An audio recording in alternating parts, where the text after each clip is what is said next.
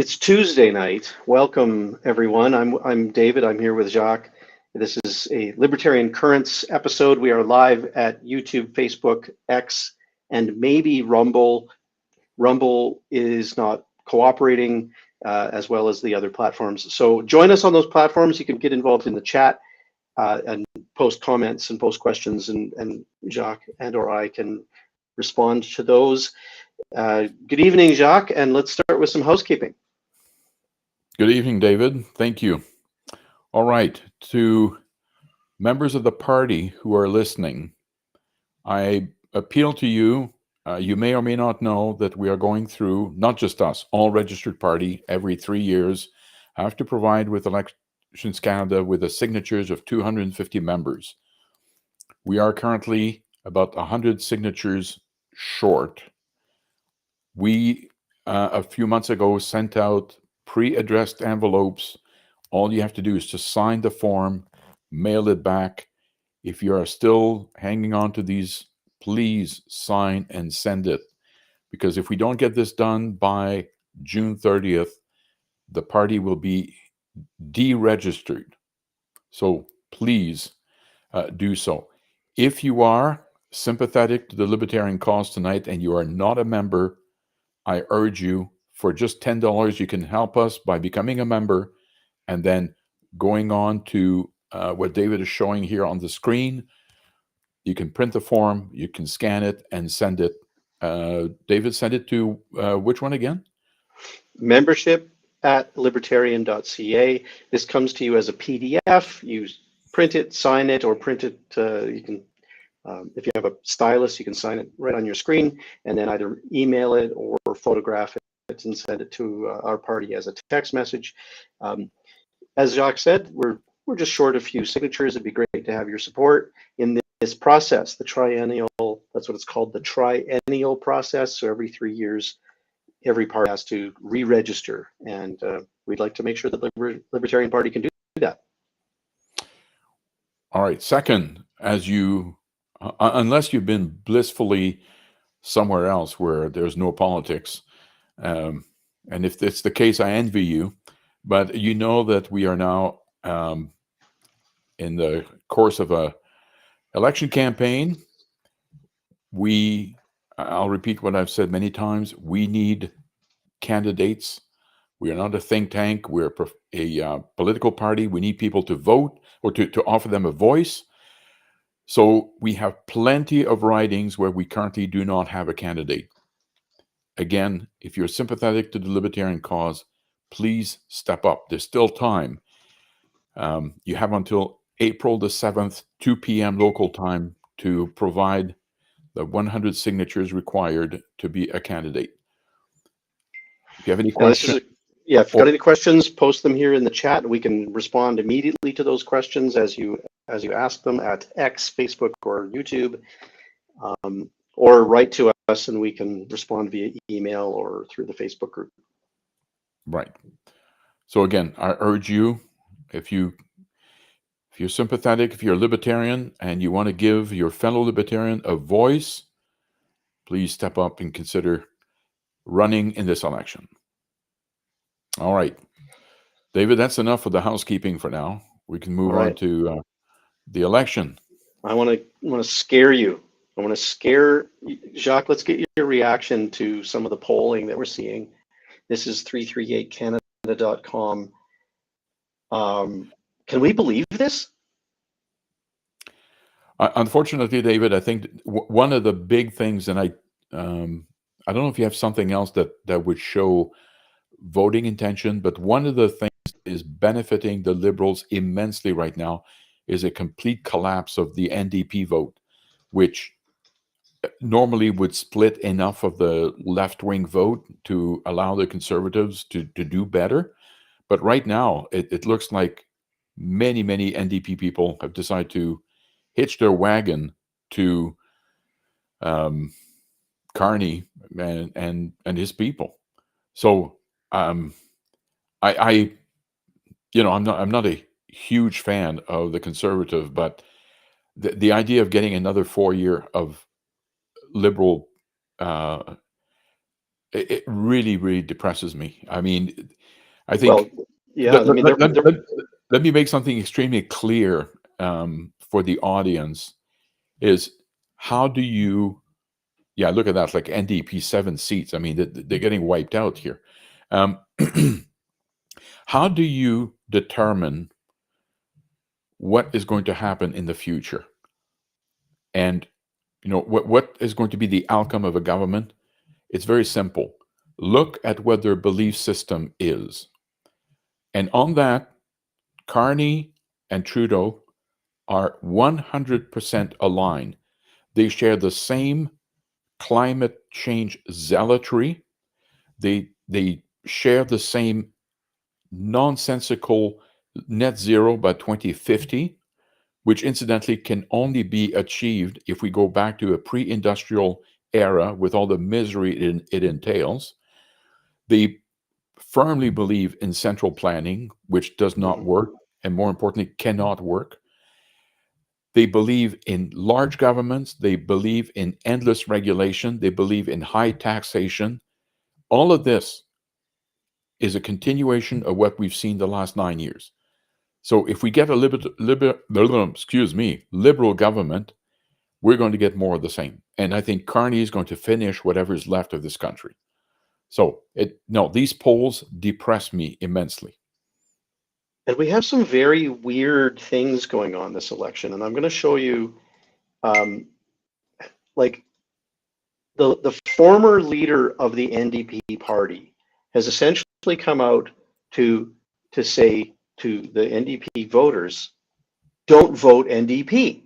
Like Thomas Mulcair has decided to endorse the Liberal Party. So there's this National Post article I saw earlier today. Former NDP leader Tom Mulcair tells Canadians not to vote NDP. This is unprecedented. Yeah, and we can only think that he does not understand how terrible things will be, or maybe he lives in a privileged world where the misery that has been bestowed upon millions of Canadians, well, because he's privileged, he doesn't have to suffer, so the heck with them. And hey, we'll Yeah. we'll get more of the same because life under the Conservatives would be terrible. Here's an interesting poll. Now, so speaking of Tom Mulcair living in a bubble, a protected little privileged bubble where the catastrophe of the Canadian economy doesn't really affect him because he can afford his groceries and his clothing and his housing, and his house is paid off. And here's an interesting poll. This was from the Pleb Reporter, the truck driver Pleb. This election will be a fight between Canada's screwed over youth versus the rich boomers who did well for themselves in the old Canada. Respect for the 29% of boomers who are awake and voting Conservative. You're not greedy like the boomers on the left are. This is kind of interesting that there really is a difference in the age group. And what is the difference? Well, the difference is I'm of that age where, I'm 50, and luckily I got into the housing market as a younger man. And so I'm not suffering the same, I'm not enjoying the same equity that my parents did at this age on a single income, but I'm far better off than people trying to enter the housing market now. So I saw this tweet earlier today. I forget who it was. I'm sorry, I can't find it right now, but it basically said, please, if you're over the age of 60, and could you please take a moment away from the equity in your home and your paid off mortgage and go talk to somebody that's younger than 40 before you vote. Yeah. As an aside, I'm not sure that the math works here because I don't understand how the Conservatives can be ahead of the Liberals in all segment except the 60 plus and be behind the Liberals in total. I mean, I know there's a lot of boomers out there, but well, so this is just the Nanos poll. Okay. Notice the source here is Nanos. It's not an aggregate of it's not the same data we're seeing at the 338canada.com. Right. But that might be where the math breaks down here for you.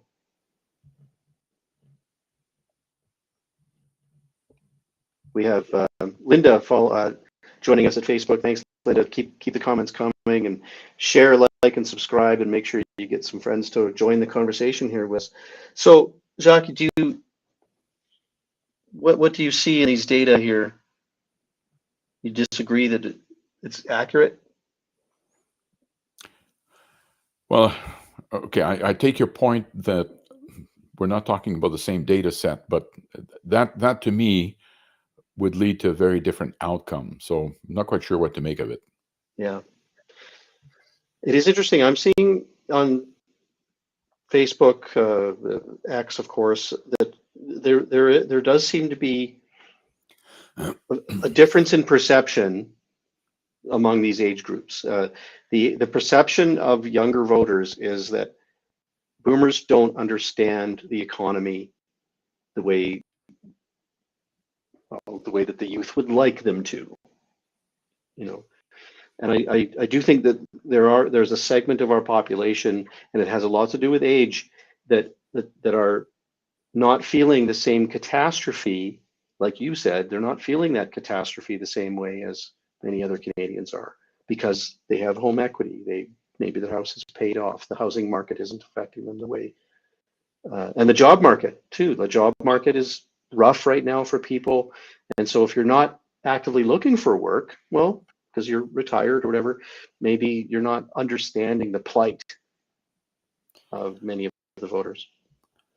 Well, I don't think that, age segments should, well, there certainly should be more empathy from one segment to the next, but I'll tell you, the baby boomers are going to get their comeuppance because the healthcare system is in such dire strait right now. The wait times, it's, as I've said many times, being an actuary, I'm quite versed in doing the projections, and this is going to get worse until my own projections are 2041, 42, before things will incrementally get better.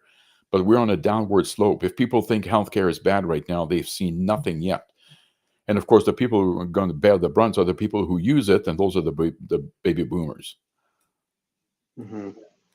Now, if you could just riff on that a moment, I'll be right back. I need 10 seconds to take care of something here personally. But we have a comment here from Linda. Yeah, well, I don't know what fair healthcare means when people wait sometimes years before they can get surgery, required surgery. People wait 14, 16 hours in an emergency. I don't know, 4.7 million Canadians don't have a GP. Right? I mean, I don't know what fair means, because it's a terrible system right now. Yeah.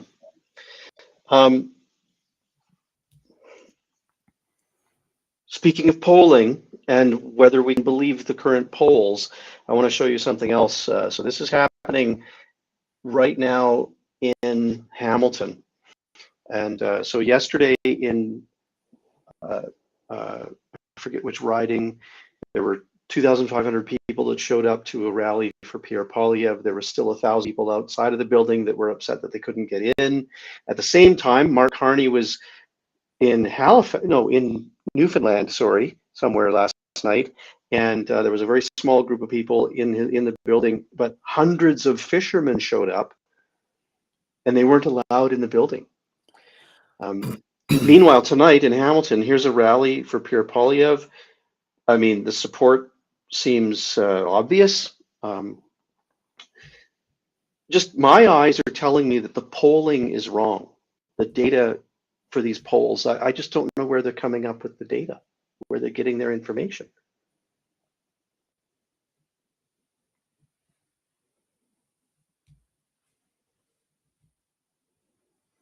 Yeah.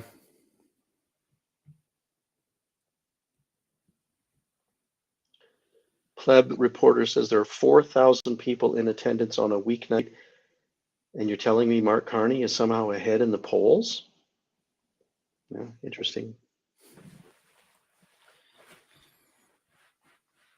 So what else is catching your eye in the news, Jacques? Well, Mark Carney's, or maybe it's his party's flip-flop, right, in the morning announced that he was going to participate in the French debate, and a few hours later, the party said no, he was not going to happen. By the way, I mean, I can't stand it when people lie or exaggerate, because when he first announced his running, right? Oh, I'm bilingual. Well, I speak French fluently. I heard him. His French is atrocious. It's terrible. But they It's kicked terrible. Chandra Arya, the other candidate. They kicked him out of the leadership race because he couldn't speak French. Yeah, no, I know. So, I mean, clearly he's bailed out because he knows he's going to get his lunch handed to him. So I have a short clip of him here. He's explaining why. I mean, maybe we should just take his word for it and hear him out. Let's hear for his rationale and why he won't participate in the French debate. Well, I said that. Sorry. And can you hear that? Yep. Yeah. That why not? If we have a debate with all of the leaders of the parties, I now realize that the leader of the Greens were not invited. There are two leaders of the Green Party, as you know. As well, we have the debates, which I look forward to, overseen by the Electoral Commission. In French and in English, the 16th and 17th are the dates. I look forward to those debates, and I'll add that. Well, I said that. Sorry, that's the beginning of the clip again. It's looping there, but he's sort of any excuse. He won't pay the $75,000 to TVA. So Pierre Poilievre offered to pay the $75,000. He won't do the debate because Elizabeth May and all the leaders of all the parties weren't invited. So Jacques, he's upset that you're not invited. Yeah, apparently. Yeah. I did volunteer to take his place if they would have me. I don't think they will. I have news from Peter St. Onge. So let's bring that onto the screen here. Okay, so we're going to listen to a clip here of Peter St. Onge. Jacques wanted our audience to see this. This should instill fear, I believe was your word, right? Yep. Okay, so without further ado, let's listen to Peter St. Onge. Foreign companies are falling over themselves to invest in Trump's America, even as left-wing media pretends the Made in America dream is doomed. Turns out talk is cheap, show me the money. Last week, the United Arab Emirates committed to invest $1.4 trillion into the U.S. over the next decade, ranging from AI infrastructure to semiconductors to manufacturing and, of course, energy. Then, perspective, annual private net investment in the entire U.S. economy is about $5 trillion. So a third of that in a single deal. It's not just Dubai. Since the election, Japan's SoftBank announced $100 billion and 100,000 jobs, also for AI, semiconductors, and energy. Taiwan Semiconductor, the world's biggest chip maker, also announced $100 billion. Honda, Hyundai, Siemens, and AI chip maker NVIDIA have announced tens of billions. Saudi Arabia's Crown Prince promised $600 billion. Even American companies are coming home. Johnson & Johnson announced $55 billion in the next 4 years. Coincidentally, exactly Trump's term. Apple announced $500 billion to manufacture in America. So just these deals alone are 4 times the announced investments under Biden's 4 years, and we are precisely 2 months into Trump. In terms of jobs, those 2 months of announced deals could represent over 1 million new jobs. So what's driving it is simple: the 1-2 punch of tariff threats combined with a more welcoming business environment, specifically on red tape and Trump's plans to lower business taxes. Given where the investment's coming from, East Asia and the Middle East, there may be a political boost with countries trying to stay on Trump's good side so he doesn't choke off East Asia's export machine with tariffs or leave Saudi and Dubai to face Iran alone. All with an assist from the challenges. Okay, that's covered what I want to drive at here, and I don't know if you can find it quickly, but there's a graph that shows the performance of economic growth in Canada compared to 50 countries around the world. We're second last over the last 10 years. It's been an economic disaster, okay?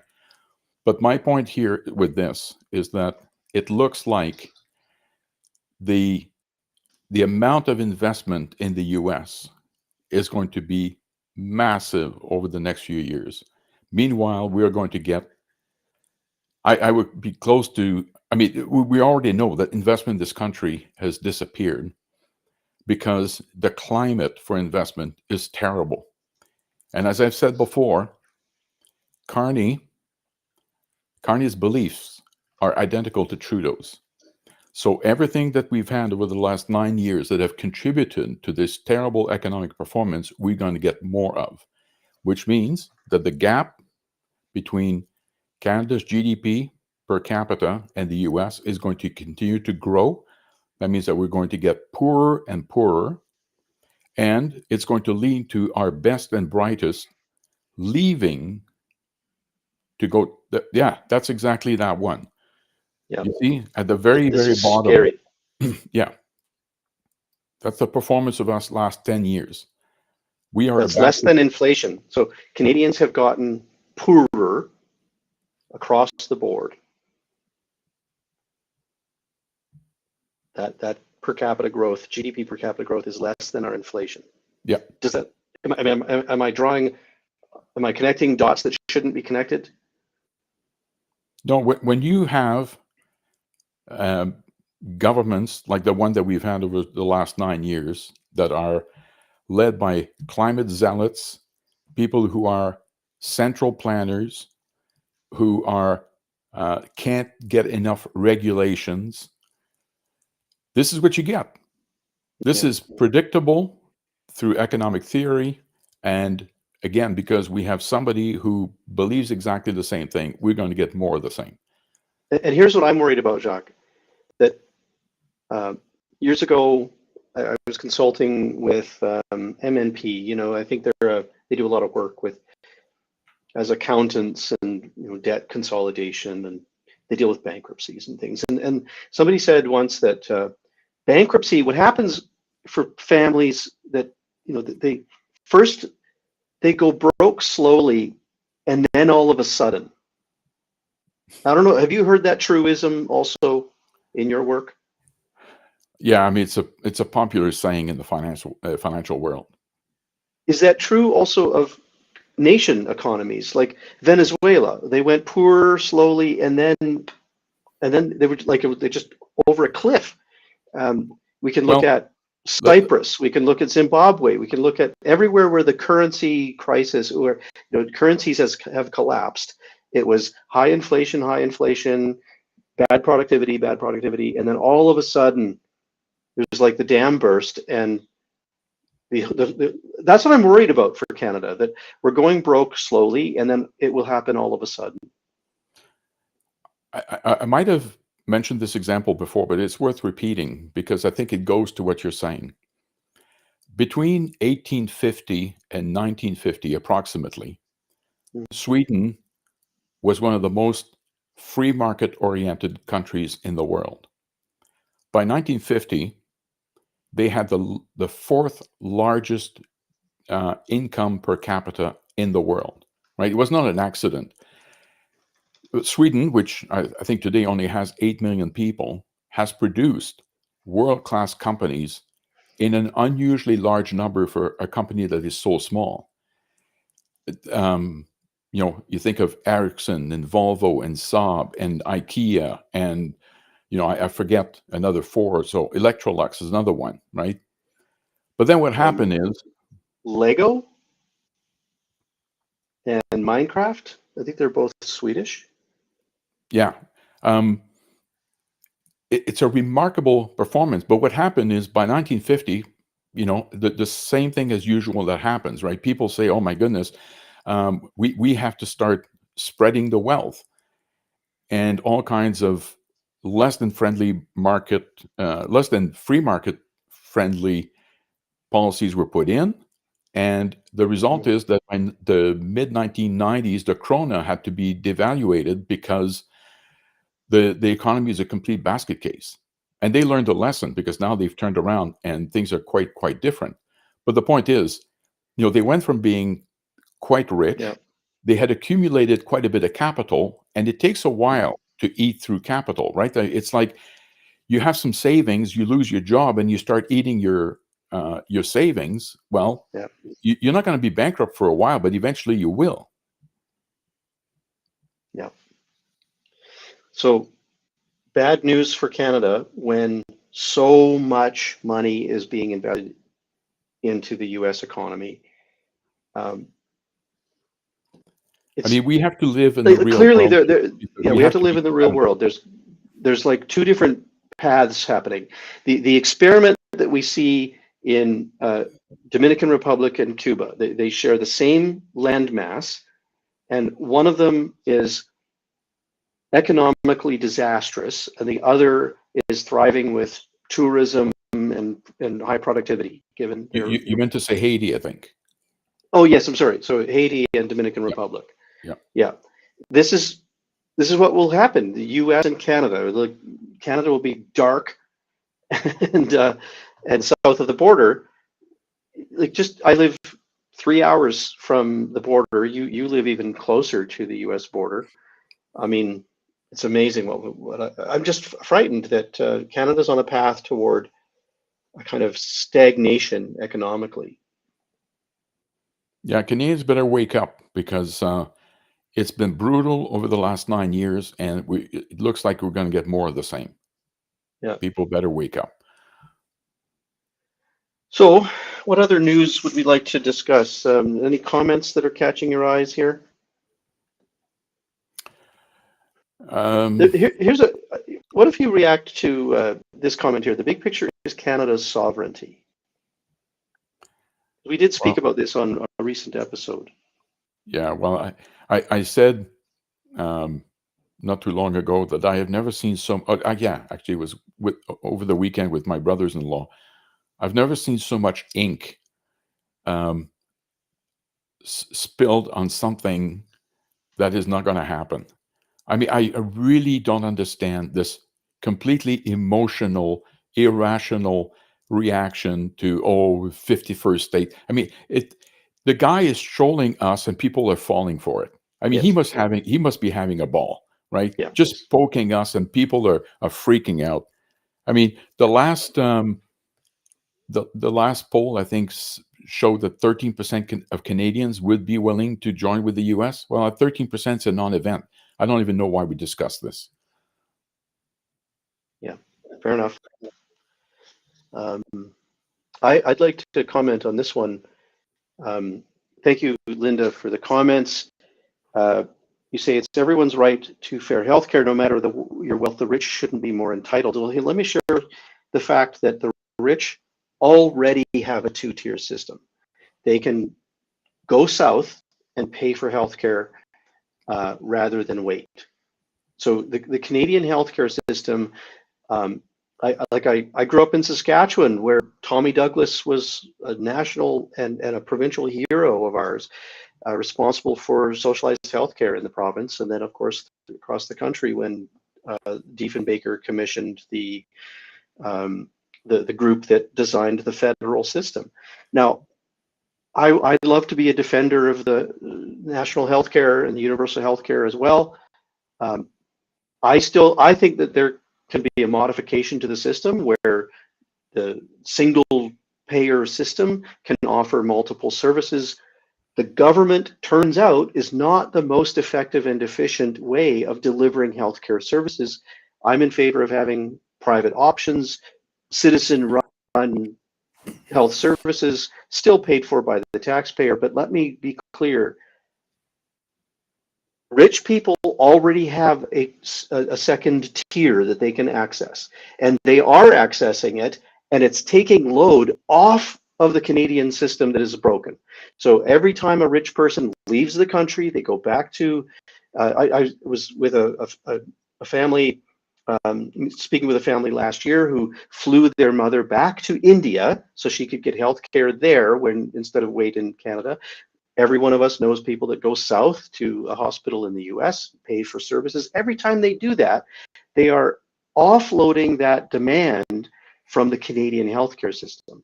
That helps the Canadian healthcare system in so many ways by taking their demand elsewhere, away from a service that can't and doesn't have the capacity to serve that demand. So that's my take on it. Jacques, do you want to add anything or move on to other comments? Well, I will add one comment and then we should move on because, again, this is a federal election. Healthcare is a provincial jurisdiction. Again, this nonsense about the federal government getting involved in something that is unconstitutional, it should be left to the provinces to decide.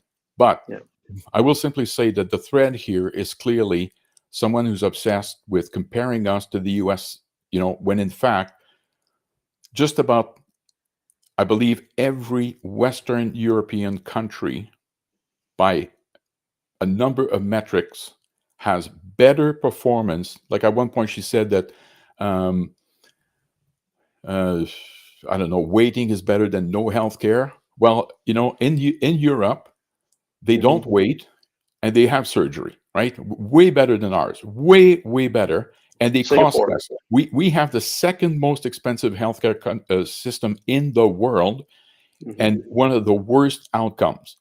I mean, the idea that we have to cling to something that is both expensive and not good is nonsense. Alex Joel from New Brunswick, a Libertarian candidate in New Brunswick, remember that conversation we had with him on our live stream? He talked about the Singapore system.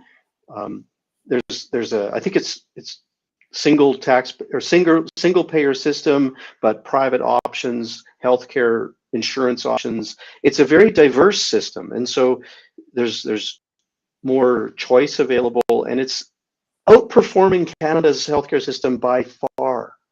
And like you said, most socially liberal nations in Europe, they're also outperforming the Canadian healthcare system. Sweden, for example, you brought up, Switzerland, France, they all have private options, and they balance the demand in the government-run facilities with private-run facilities, and we just have this allergic reaction in Canada to anything that sounds like privatization. And I'm, like I said, I grew up in Saskatchewan, and frankly, I'm sick of that argument. No, we need a reformation. When you point out all of these flaws, right, more expensive and less good, and people want to cling to it, you can't have a rational discussion, right? Because you just pointed out that it's a broken system, but no, we have to hang on to it. That's nonsense. Yeah. But anyway, as I said, it's. But anyway, I appreciate, Linda, your comments. Please speak your mind, and that's the way we're going to move forward. A competition of ideas, and then hopefully a competition in the marketplace. Like we have to see and look across the world where they've designed systems that are working better than ours, and then we need to borrow and steal their best ideas and incorporate them into our systems. Moving on. Yeah, I should comment on the Conservatives now and the Liberals are competing for the biggest, smallish tax cuts. I pointed out on X that if all you can offer to people is $700 in tax cut per year, then clearly you have no intention whatsoever to reduce the size of our inefficient, bloated government.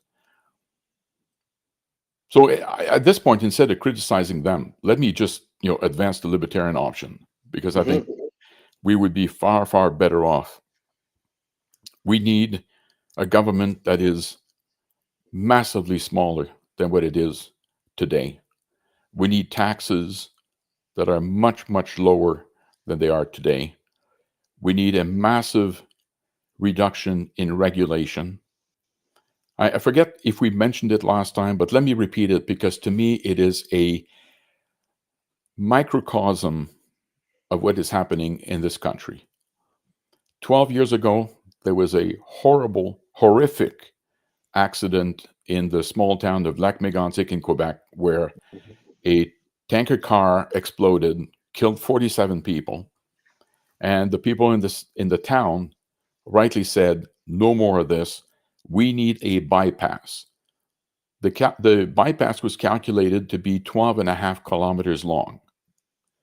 12 years later, not a meter of track has been laid down. I'm not saying 12 weeks. I'm not saying 12 months. 12 years. As I say, it's a perfect example of the complete inability to get anything done in this country, where the bureaucrats and the politicians refuse to understand that whenever you do something in life, it comes with a risk. And the idea that we can eliminate all risk is nonsensical.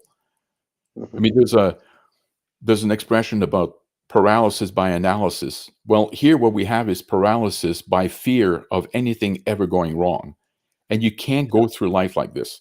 You have to accept some kind of, a modicum of risk. But that's what the whole regulatory apparatus is. As Thomas Sowell said, bureaucracy is all about the process and zero about the outcome.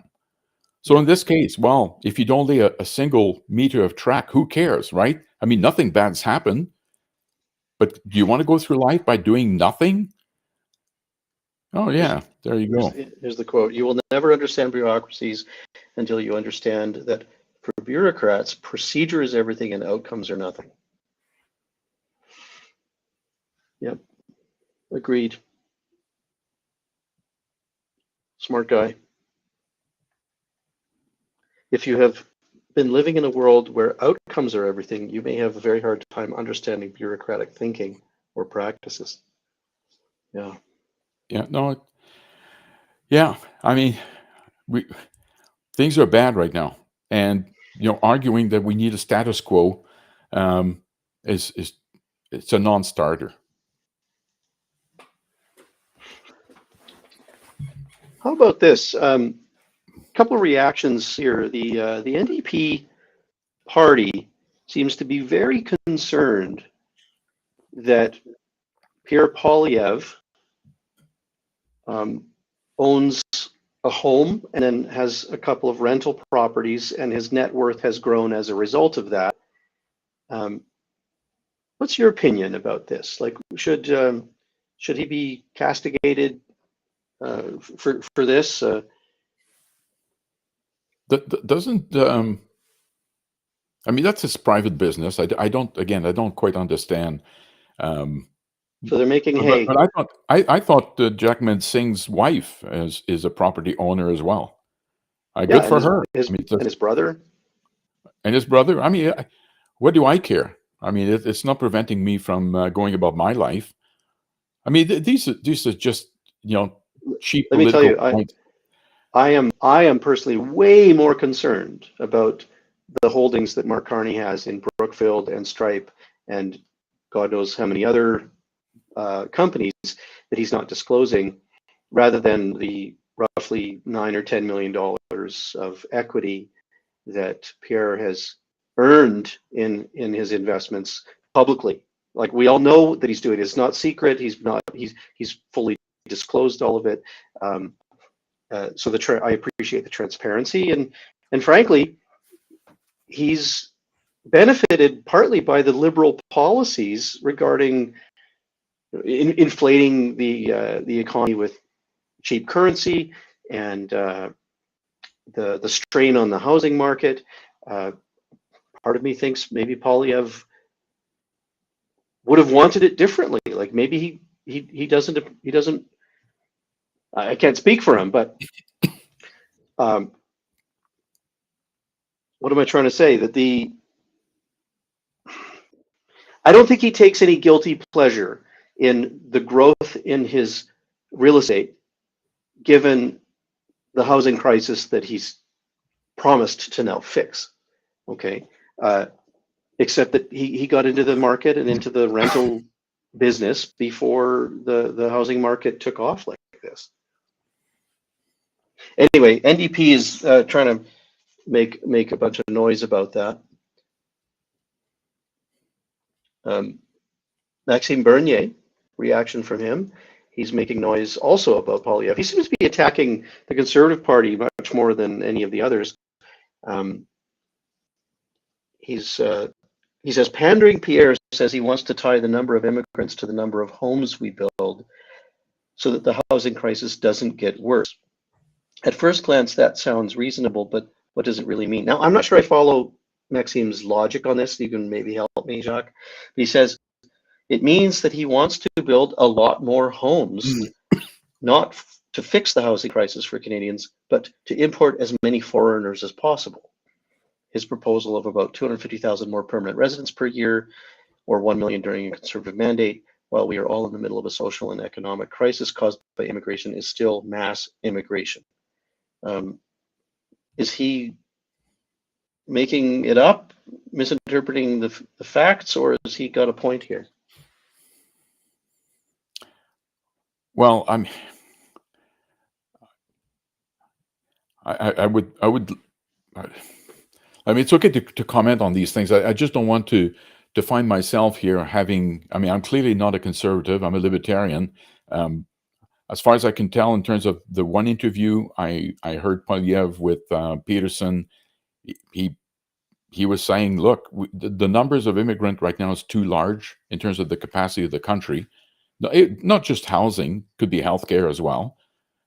I mean, I mentioned earlier what a doomsday healthcare is going to be between now and 2042. Bringing more people to a system that is overburdened already is completely nonsensical. But his point was that he was going to have some metrics that would govern how many people we would let in, as opposed to, I mean, at least it seems to me that would be an improvement over the Liberals and, bringing in as many people regardless of our capacity. And even Trudeau towards the end said, yeah, well, we got that one wrong because we didn't quite have the capacity. Yeah, duh, right? I mean, to me, it's, I mean, as you know, our platform is at odds with this. We believe in the sponsorship, which I think would have put a severe cap on these numbers and actually make it more in line with the capacity of the country. You can't, again, you have to live in the real world. You can't start bringing in people if you can't house them, if you can't take care of them in terms of healthcare. It's yeah, I mean, yet another thing that the Liberals did that was so bad.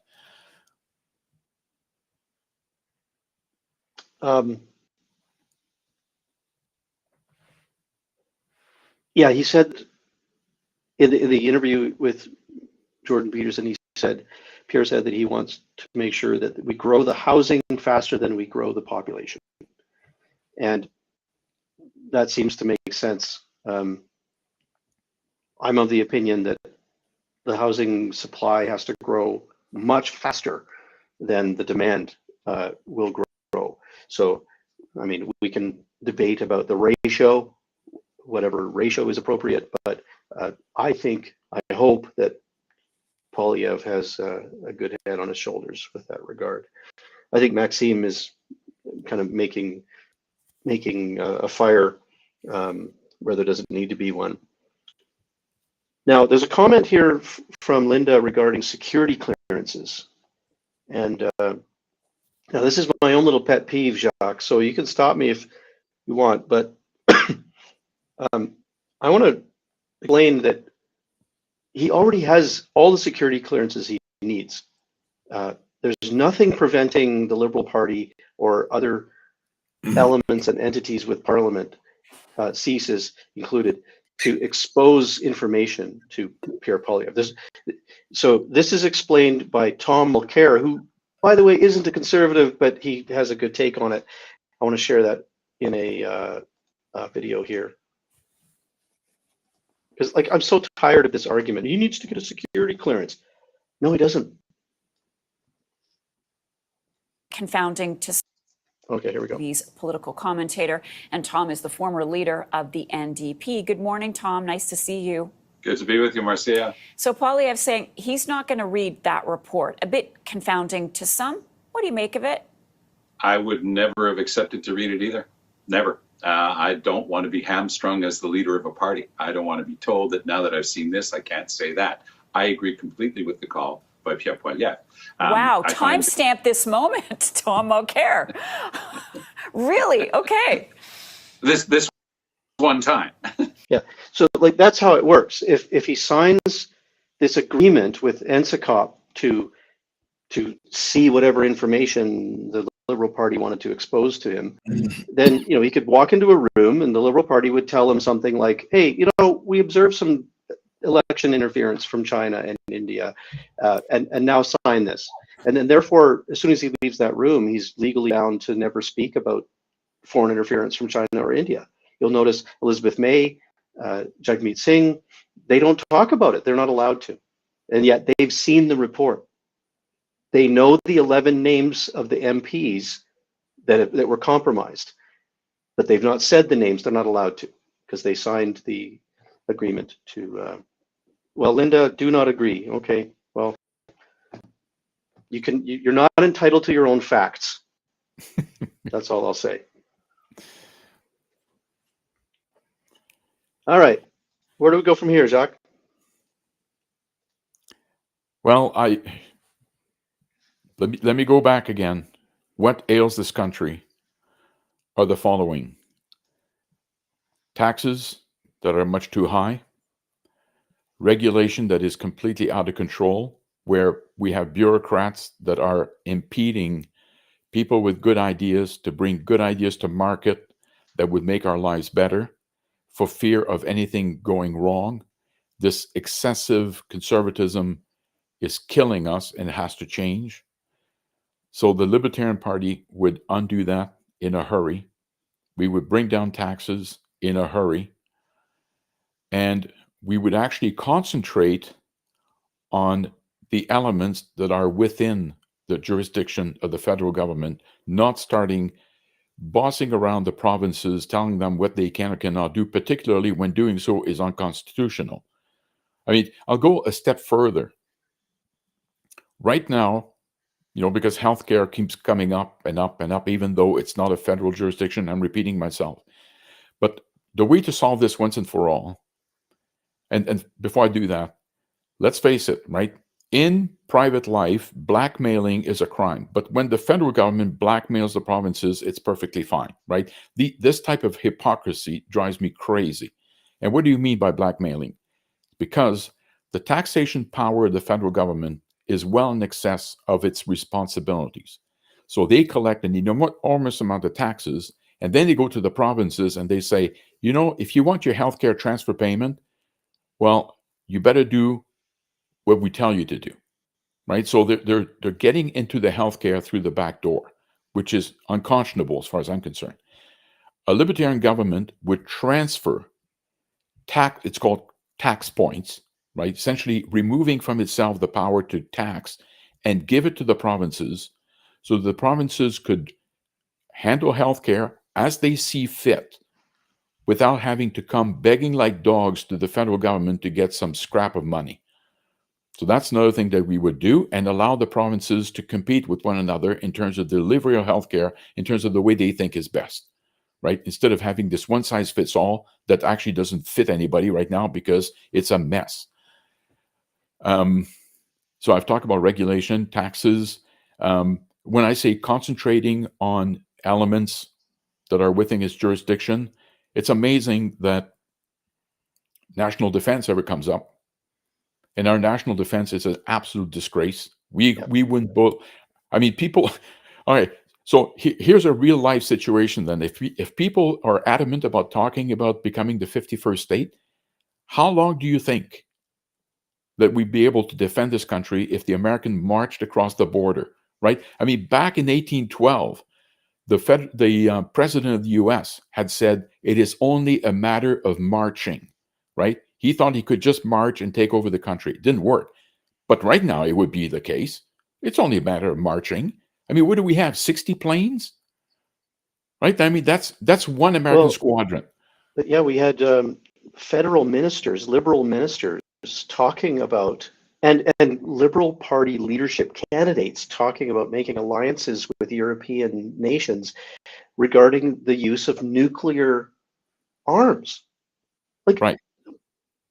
what are we, like, we think we're going to go into a nuclear war with Donald Trump's, like, it's absurd. Like, the insanity level is just off the charts. I couldn't understand how anyone paying attention to that leadership race could take any of those leadership candidates seriously once that started, hitting the airwaves. Right. Like, So anyway, what threat do you think the United States is? As far as I'm concerned, we should be negotiating and doing business with them. And I just don't think that talking about nuclear weaponry with the European Union is helpful. but Nor would it even work. Leaving aside the scenario, let's talk about maybe a more probable one. What if Russia decides to invade us? Yeah. Right? How long would we last? 5 hours? 6 hours? Right? And that's because our state of national defense is a disgrace, an absolute disgrace. And quite frankly, we would immediately become the 51st state if that were to occur, because the United States, yeah, no matter what government is down there, could not tolerate Russian control of Canadian natural resources. Right. We would be like, that's a doomsday scenario for Canada and also Russia, probably. But, right. So when I see federal politicians lecturing their provincial counterpart on healthcare, right, what a terrible job, why don't you care of your areas of jurisdiction, like national defense, and actually have a proper army? So that's number one. Number two, Catherine Marshall, who's a well-known lawyer, has said the judicial system in this country is broken, but nobody cares. Now, once again, the judicial system is a federal jurisdiction, not a provincial one. It's federal, and it's a mess. Yeah. There's all kinds of stories about lawyers showing up apparently for the first day of a trial, only to be told that there's no courtroom or no judge available. Apparently, every lawyer who goes to court sees this on a regular basis. Why do we accept the fact that it takes sometimes 2-3 years to go to court? I mean, do you think for a minute that if the private sector was in charge of, dispensing justice, and it took 3 years to do so, that the people in Ottawa wouldn't be up in arm, wagging their fingers and how dare you provide such terrible service? And yet when they do, it's perfectly fine. I mean, it's beyond me that people are not pushing on this. Although I understand, because on any given day, what is the percentage of the population that is using the judicial system? It's very tiny. And their voice is not large enough to make a movement. But so they deliver terrible service in terms of judiciary. I've mentioned before, average response time for the RCMP on an Alberta remote farm is 45 minutes on average. Mm-hmm. And meanwhile, if you're getting robbed or beaten or whatever, you're not allowed to defend yourself. I mean, the sins of the federal government go on and on and on, and nothing gets done. A libertarian government would actually concentrate on the things that are within its jurisdiction, not start, lecturing provinces on the things that are none of its business. Yeah, so we would not support, for example, the so-called national school food program or whatever that was. So this is another way that the federal government starts to inch its way into provincial jurisdiction, is they launch the daycare, the $10 daycare, which is a federal program. It's another way that they inch their way into provincial jurisdiction. Meanwhile, letting their own, like you said, the federal services disintegrate. Military. I like your example of the. Sorry, what was your second example? Oh, the judicial system. The judicial system. Yeah, sorry. I'd love for federal government to pay good attention to its proper services and make sure that it's functioning well. That's not what we have right now. I'm eager for a change in government. How about we close with 2 reminders of housekeeping? Remember, just as for those watching, could you give us a overview again of the triennial? Do the call for participation in the annual triennial review, please? Right. Thank you. So again, to repeat, but this is so important. If you want the Libertarian Party to remain registered, we have to provide Elections Canada with 250 signatures, or the signatures from 200 of our members by June 30th. We are about 2/3 of the way there. We need another 100 signatures. A few months ago, we sent to our members stamped, returned, and address, pre-written, all that. All you have to do is take out the form, sign it, put it in the envelope, and send it back. If you haven't done that, please do so. Every signature gets us closer. And I would say, if you are sympathetic to the Libertarian cause and you want to help us, please take a few minutes to become a member and then sign the form and help us out. So that's number Thank one. you. Number two, we need candidates. we need candidates. We have plenty of ridings where we don't have a candidate right now. I admit it'd be a bit tight because you would have to have your signatures by 2 p.m. local time, April the 7th. But again, if you want to help out, if you want to provide your fellow Libertarians with a voice by allowing them to vote for a Libertarian, then please step up and become a candidate. Excellent. Good night. Good night, all. Yeah. Thank you. Good for night, tuning Jacques. in. It's good to talk with you. We'll see you again soon. Oh, by the way, those of you, last piece of housekeeping. Coming up later this week, the president of our party has sent a message out to candidates. So candidates, if you're tuning in right now, look for that email invite so that we can get together. All the candidates are welcome to the Zoom call, and we'll have a chat, and we'll kind of give you some tips regarding the process around preparing for the election and so on. So yeah, thanks for your involvement, Jacques. Nice to talk with you. Have a good night. Yeah, you too.